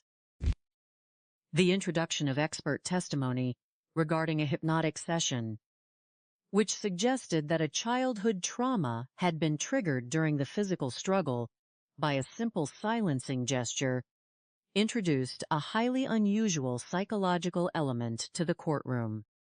This defense argued that the overwhelming force used during the confrontation was not a conscious act of malice, but rather an involuntary, dissociative reaction to perceived danger and past emotional distress. The subsequent verdict of not guilty provoked strong reactions within the community, leaving many to contemplate the nature of justice and the challenges of evaluating complex psychological claims in a court of law. From this tragic chapter in suburban history, several profound life lessons can be drawn to help prevent similar occurrences in the future. First, the case highlights the vital importance of mental health support and the need for open, honest communication within marriages and friendships. When individuals feel overwhelmed by depression, isolation, or marital strain, they must be encouraged to seek professional guidance without fear of judgment or social stigma. Communities can play a significant role by fostering environments where vulnerability is supported rather than hidden behind a facade of perfection. By addressing interpersonal conflicts and emotional distress early, before they escalate into deep-seated resentment, individuals can find constructive paths to resolution and healing. Furthermore, the tragedy underscores the necessity of conflict resolution skills and the danger of allowing disputes to reach a physical level. In moments of intense anger or fear, the human capacity for rational thought can be severely compromised, leading to actions with permanent and devastating consequences. Teaching individuals how to de-escalate high-stress situations, walk away from confrontations, and seek third-party mediation is essential for maintaining safety in personal interactions. Additionally, neighbors and community members should remain attentive to the well-being of those around them, offering support to families experiencing visible periods of difficulty or transition, thereby strengthening the social safety net that protects individuals from feeling entirely alone in their struggles. To assist law enforcement agencies in resolving such sensitive cases more rapidly and effectively, several key experiences and methodologies can be shared. The rapid preservation of the crime scene is of utmost importance.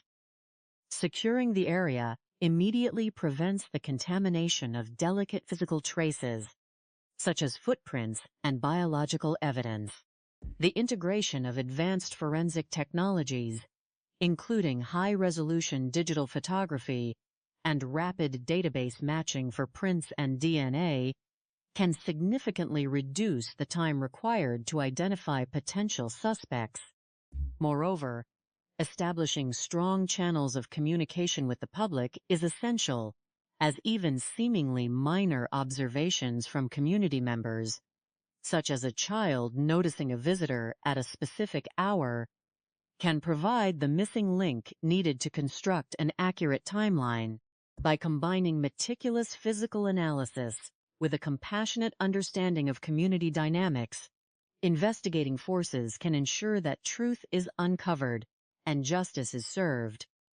They kept Tehat efficiency and respect.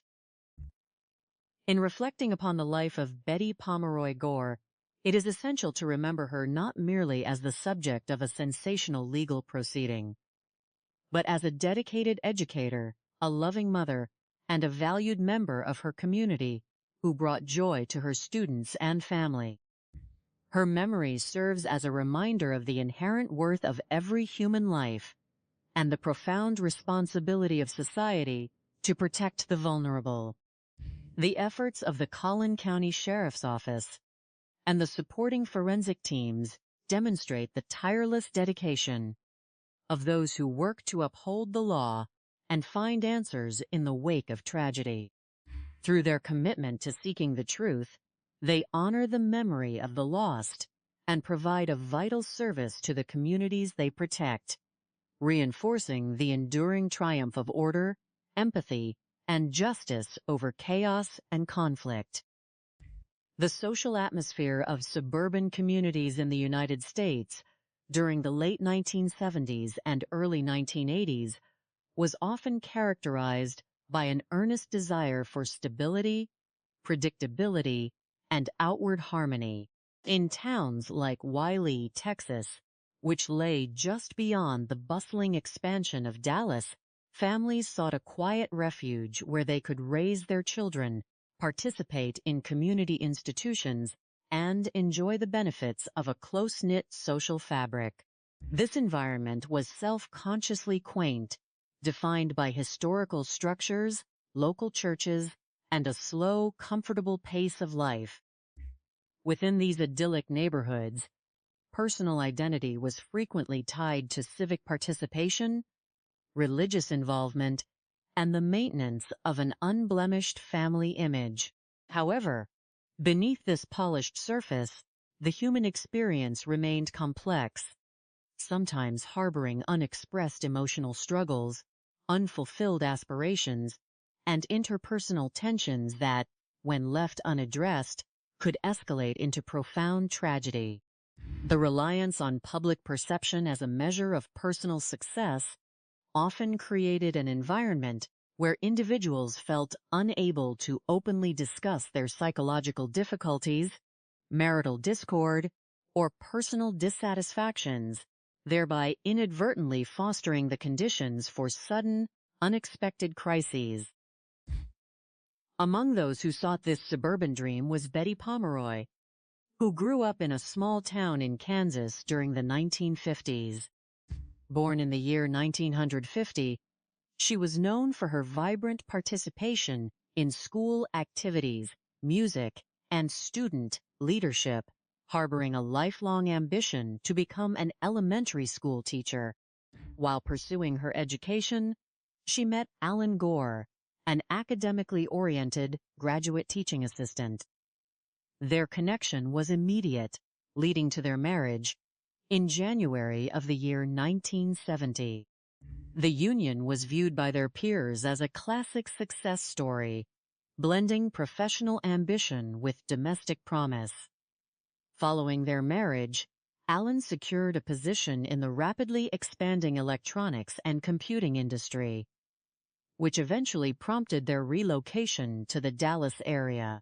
By the late 1970s, after the birth of their first daughter, Alicia, the family settled in Wiley, where Betty fulfilled her dream of teaching in the local school system.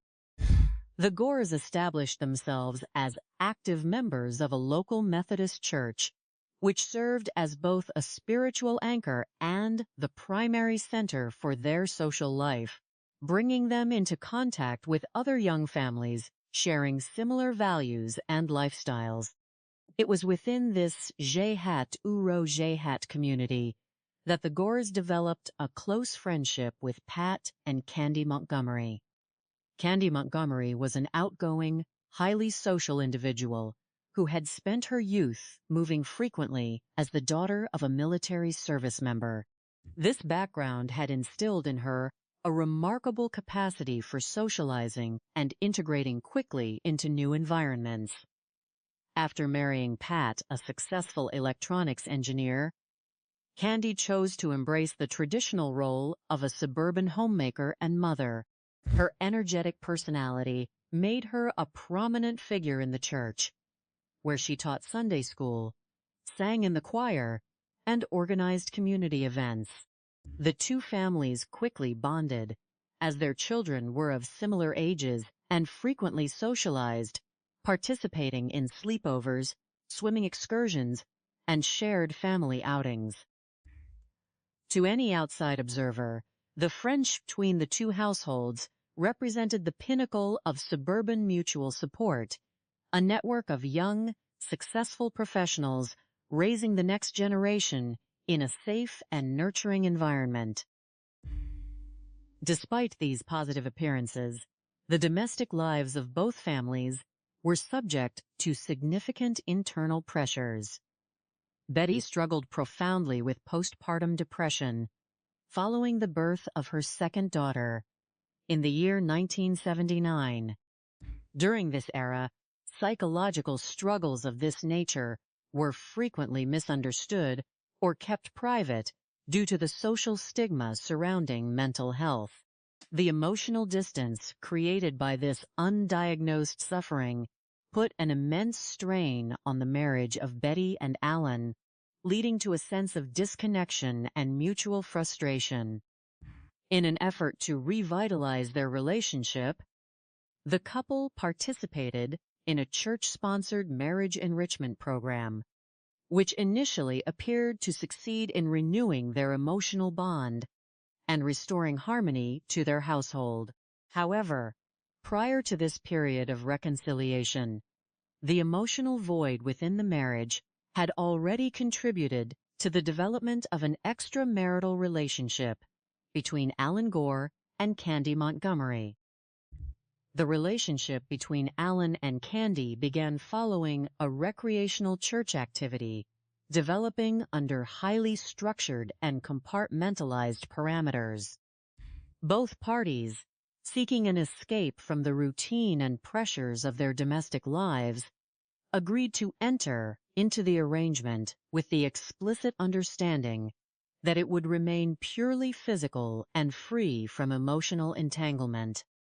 Over several months, they met clandestinely at various lodging establishments, carefully maintaining their outward public personas and family responsibilities. However, as Alan and Betty began to rebuild their marital connection through counseling, Alan recognized the threat the relationship posed to his family and initiated its conclusion. By the early months of 1980, the arrangement had ended by mutual agreement, and both families attempted to move forward, with the Gores even planning a celebratory trip to Europe to mark the renewal of their commitment to one another. The fragile peace of this domestic recovery was shattered on the evening of Friday, June 13, 1980. Alan, who was traveling in Minnesota on a business trip, became increasingly anxious when his repeated telephone calls to his home went unanswered over several hours. In an era before mobile communication devices, such prolonged silence was highly unusual for the couple, who maintained a strict routine of communicating during travel. Concerned, Alan contacted his neighbor, Richard Parker, requesting that he inspect the residence. Richard recruited 2 other local men to assist him, and upon arriving at the home, they discovered the front door unlocked. Inside, the quiet of the house was broken only by the cries of the Gores' infant daughter, who had been left unattended in her crib for many hours. The older child was spending the night at the home of a friend, which accounted for her absence. As the neighbors searched the residence, they noticed subtle, concerning anomalies, such as dark markings on several interior doorknobs. Their search eventually led them to the utility room, where they discovered the lifeless body of Betty Gore. The scene was characterized by an extraordinary degree of physical disorder and a significant volume of fluid, which initially led the discoverers to hypothesize that the tragedy was the result of a self-inflicted injury. The sheer scale of the incident stunned the small community, where acts of severe physical violence were virtually unheard of, causing immediate apprehension among the residents, who feared that an unknown, dangerous individual was at large in their neighborhood. When the local sheriff's department arrived to process the scene, investigators immediately recognized that the tragedy was not self-inflicted. A detailed examination of the utility room revealed that a heavy utility tool, specifically an axe belonging to the household, had been utilized in the confrontation. The physical evidence indicated a struggle of immense intensity that had occurred in a highly confined space. Investigators observed that an attempt had been made to cleanse the floor and other surfaces, though this effort had been abandoned midway, leaving behind critical forensic clues. Among these clues was a latent print on the freezer door, which had been transferred via a foreign substance. Although the surface material of the appliance made standard print lifting difficult, forensic specialists were able to secure a high-quality photographic record of the impression for subsequent analysis. Additionally, investigators discovered a physical impression on the linoleum floor that matched the pattern of a summer slide or flip-flop shoe, which was notable for its small dimensions, suggesting that the individual present at the time of the incident was of relatively small stature, such as a child or a woman. In the master bathroom, detectives located trace evidence within the shower basin, including residual fluids and hair, indicating that the visitor had utilized the household plumbing to cleanse themselves before departing the scene. A final, highly unusual detail was the discovery of a daily newspaper left open to the entertainment section, which featured advertisements for contemporary cinema releases, accompanied by minor trace droplets consistent with the physical evidence found elsewhere in the room. The initial phase of the investigation naturally focused on the victim's spouse, Alan, due to the statistical frequency of domestic involvement in such cases and his remarkably composed demeanor upon receiving the news, which some observers initially misinterpreted as a lack of grief. However, law enforcement personnel recognized that individuals process sudden trauma in highly diverse ways, and they systematically sought to verify his timeline. Alan's alibi was quickly and conclusively established through airline manifests, corporate travel records, and colleague testimonies, confirming that he had departed for Minnesota on the morning of the incident and could not have been present when the confrontation occurred. The critical turning point in the investigation occurred on June 16, 1980, when Alan, experiencing a profound crisis of conscience, contacted the lead investigator to disclose his past relationship with Candy Montgomery. This revelation immediately redirected the focus of the inquiry. Investigators realized that the timing of the visitor's departure from the home, as reported by neighborhood witnesses, aligned closely with the known movements of Candy Montgomery on the morning of June 13th. A 5-year-old neighborhood child reported having knocked on the door of the Gore home around 9:00 that morning to play, receiving no response, but later witnessing Candy Montgomery departing the residence at approximately 11:00. When initially interviewed by detectives, Candy maintained a highly cooperative and composed demeanor, explaining that she had visited the residence briefly in the late morning to collect a swimsuit for the Gore's older daughter, who was scheduled to attend a swimming activity with her own children. She freely admitted that her fingerprints would likely be found within the home, proactively offering explanations for their presence by stating she had helped in the utility room and washed her hands in the bathroom. However, as the forensic analysis progressed, investigators compared the photograph of the latent print on the freezer door with the records obtained during her interview, resulting in a conclusive scientific match. Furthermore, the small size 5 footwear impression found on the utility room floor corresponded precisely to Candy's shoe size. On June 27, 1980, authorities obtained a warrant and placed Candy Montgomery under arrest. During the standard administrative processing, medical examiners noted several physical injuries on her person, including bruising and a minor laceration on her foot, which strongly indicated recent involvement in a physical struggle. The news of her arrest sent shockwaves through the community, as residents struggled to reconcile the image of a dedicated church leader and mother with the gravity of the allegations against her.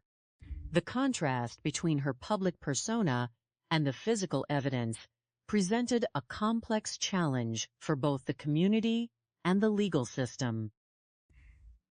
The subsequent trial, which commenced in October of 1980, became a landmark legal proceeding in the region.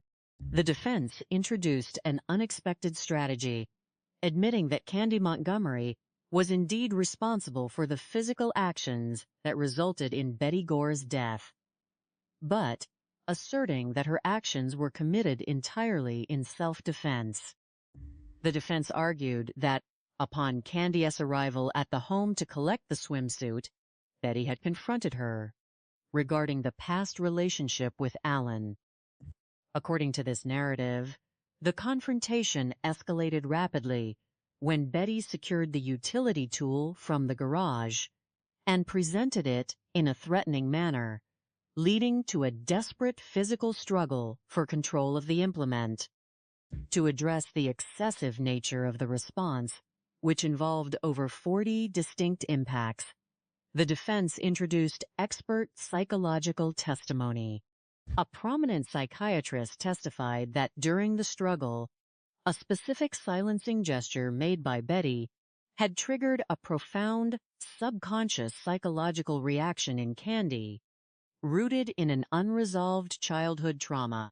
This trigger reportedly induced a dissociative state during which Candy acted without conscious awareness or rational control. This highly controversial defense sought to explain how a seemingly nonviolent individual could engage in such a sustained and intense physical confrontation. After brief deliberations, the jury delivered a verdict of not guilty, a decision that elicited intense emotional reactions and deep divisions within the community. For many, the verdict was difficult to accept, given the severity of the incident and the loss of a beloved educator.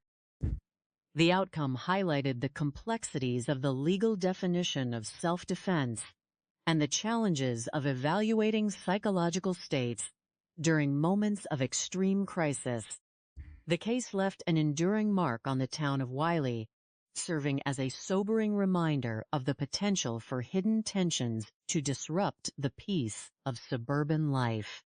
Analyzing the underlying motives and the frequency of jhene tragedies reveals significant insights into the human condition and the dynamics of modern community living.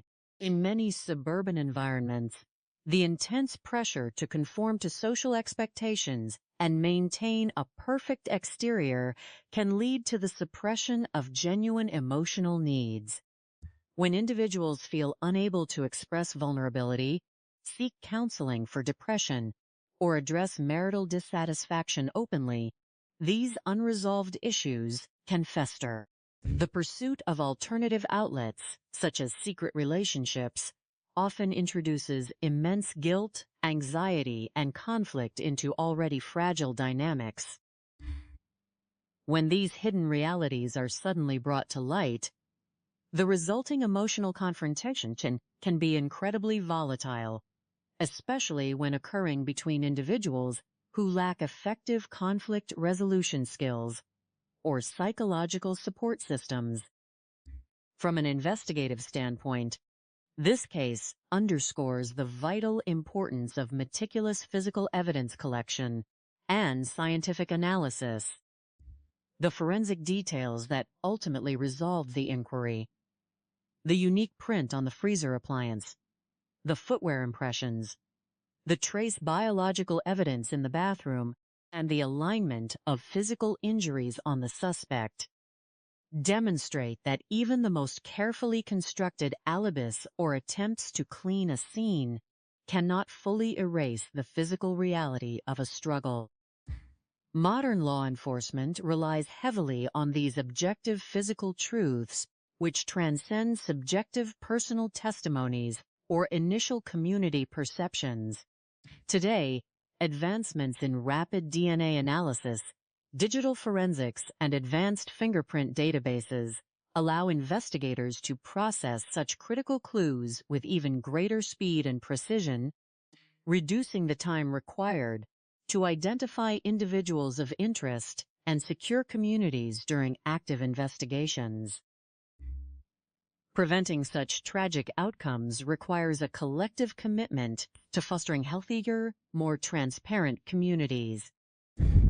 Life lessons from this case suggest that society must continue to dismantle the stigma surrounding mental health challenges, such as postpartum depression, encouraging individuals to seek professional support without fear of social judgment, fostering open communication within families, and providing accessible, non-judgmental avenues for conflict resolution and relationship counseling can help prevent the accumulation of domestic stress. By prioritizing emotional literacy, mutual empathy, and realistic expectations over the preservation of an artificial social image, communities can build genuine support networks that protect the well-being of all their members, ensuring that the quiet and safety of suburban life is built upon a foundation of true health and mutual understanding. The pursuit of the perfect life in the quiet suburbs of the United States has long been a central theme of modern social history.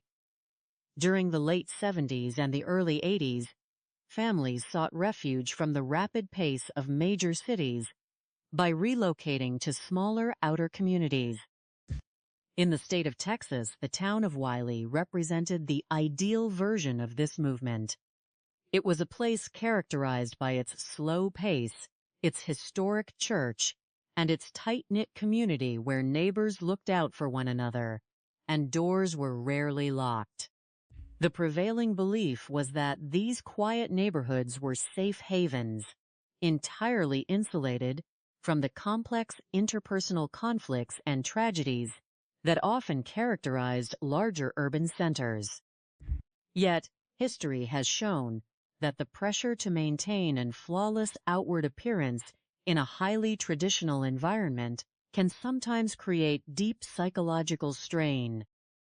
When individuals are unable to find healthy outlets for their emotional needs, the contrast between their public personas and their private struggles can lead to devastating consequences. The tragic events that occurred in this small Texas town in the summer of 1980 serve as a profound subject of study for psychologists, sociologists, and law enforcement professionals alike.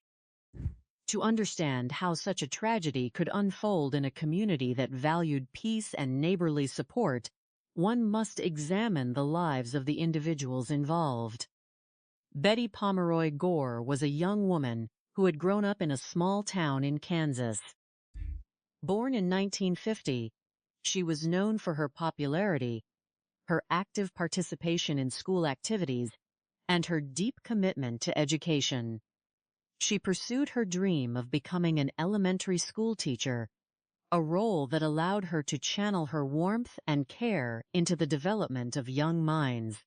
It was during her college years that she met Alan Gore, an ambitious graduate teaching assistant. The two fell in love and were married in January 25, 1970. To their peers, they seemed to possess all the elements of a successful life. Alan secured a position in the growing electronics and computer field, and the family eventually settled in Wiley. They became active members of the local Methodist Church, which served as the social and spiritual core of their suburban life. Despite these achievements, the reality of their domestic life was more complex.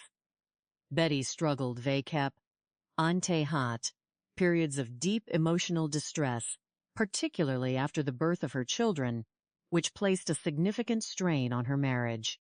At the same church, the Gore family became close friends with another young couple, Pat and Candace Montgomery. Candace, who went by the name of Candy, was an exceptionally outgoing and popular member of the congregation.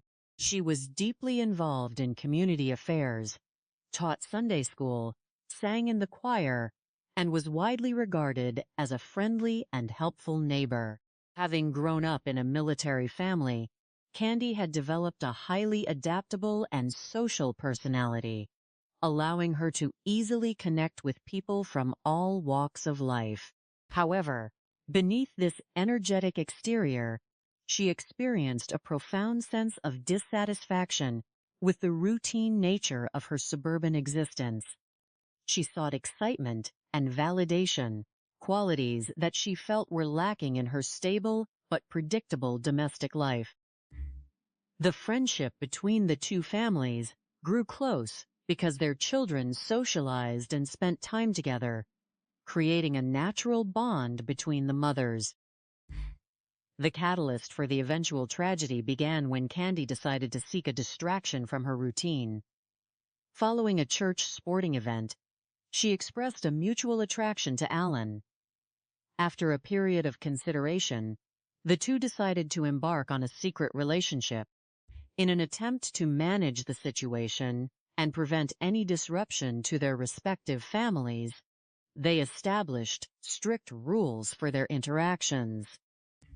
They agreed that their involvement would remain entirely physical, with no emotional expectations, and that they would immediately end the relationship if it began to interfere with their marriages. They began meeting at a distant motel, maintaining the secret arrangement for several months. However, the dynamics of the situation shifted when Alan and Betty attended a marriage enrichment program sponsored by their church. This experience deeply moved the couple, allowing them to communicate more openly and renew their commitment to their marriage. Realizing the value of his relationship with his wife, Alan decided that the secret arrangement with Candy must end. The two agreed to terminate their meetings, and for several months, it appeared that both families had moved forward constructively. The resolution of this secret chapter, however, did not erase the underlying tensions. On the morning of Friday, June 13, 1980, Alan departed for a business trip to Minnesota, expecting to maintain regular telephone contact with his wife. Later that morning, Candy visited the home of Betty to perform a simple neighborly favor. She came to retrieve a swimsuit for the older daughter of the Gore family, who was planning to spend the day and night with the Montgomery family. What was intended to be a brief, routine domestic errand quickly transformed into a highly tense confrontation. According to subsequent legal accounts, Betty confronted Candy regarding the past secret relationship with Alan. The discussion escalated rapidly within the confines of the utility room, a small space filled with household appliances. The physical struggle that followed resulted in the tragic loss of the life of Betty. Following the confrontation, the perpetrator attempted to manage the immediate evidence of the struggle. She utilized the household shower to wash away physical traces, adjusted her appearance, and returned to her daily schedule, which included